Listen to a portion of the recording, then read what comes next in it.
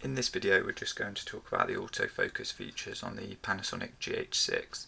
So one of the questions I probably get asked the most by people is, what does this dial on the back actually do and what do these letters mean? So essentially we've got MF, C and S, and in previous generations or in other cameras you may have owned, they're more likely to probably be something like AFS, AFC.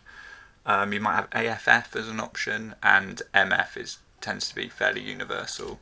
So if we turn the camera on and we flick it into MF, if we come over here and then we start to press the shutter down, you can see it's not locking on, nothing's happening, because MF obviously is manual focus. So if we start to lock on now just with the manual focus ring, you can see those sort of green dots in there in the magnification that I've got focus peaking switched on, and I've got it set probably slightly different to how you'll see it if you've got it switched on, but the camera's not going to assist us with focus by pressing the shutter, but it does have manual assist options in the camera. So essentially if you're in that mode, the camera's just not going to do any kind of focus performance by pressing down the shutter. You'll have to do that yourself.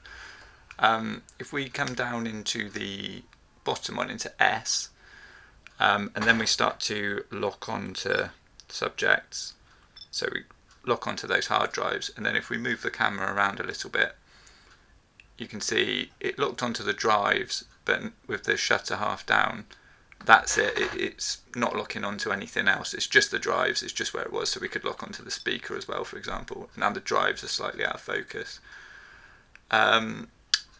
The reason for that is essentially the S mode on this is for single focus. So once that shutter is down or sort of half pressed, that's it. That's the focus we've got. So obviously you can keep lifting it and refocusing, and that works. But once it's half down, that's the focus that you've got. Whereas if you switch into C, so this is now in continuous focus. So if we put the shutter half down, come up to the speaker, it will refocus, come over to this, refocus, down to the drives again, refocus.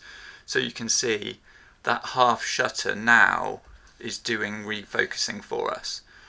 So the difference between the two, single, really if your subject's not moving, that will work okay. But say for example you're doing a burst mode, we are in the, I'm just in shutter priority mode, but if you're in any of the photo modes, that's, where these three are usable. So in the single mode, like I say, if something's not moving, that might be perfectly acceptable. If something's sort of moving towards or away from you, or it's moving past you, you're probably going to want to be in this continuous mode.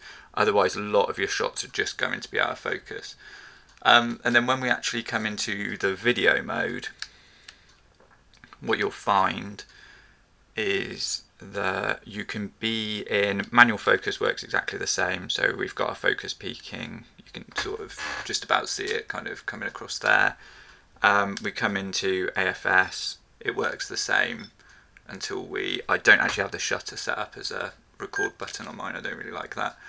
And then once we're on, you can see it's just it's doing the autofocus that the camera does. So we're moving on to things, it's pulling things in and out of focus. This lens, I won't lie, is not particularly good for doing continuous focus in continuous autofocus in video, but it's a shortest lens, so I could sort of demo it. If we come into the continuous focus now, what you'll find is once the shutter's half down, the camera actually just switches back to AFS. So if we're in video and we try and use the AFC mode, it doesn't actually really allow you to use it. It's just one spot focus, start recording, and then it just switches into its own continuous focus again. So that mode, the dial on the back, it only really makes a difference if you're switching between manual focus and continuous focus, or S or C, both continuous. And then if you've got it in manual and you're doing video, you probably would need something like a follow focus, or you can even do it yourself on the lens, as long as it's not sort of jittering around too much.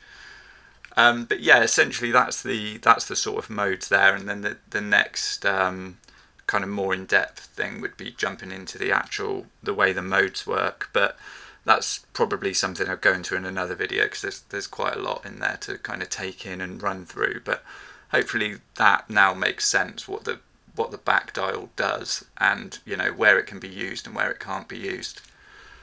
If you've got any questions about it, feel free to drop them in the comments.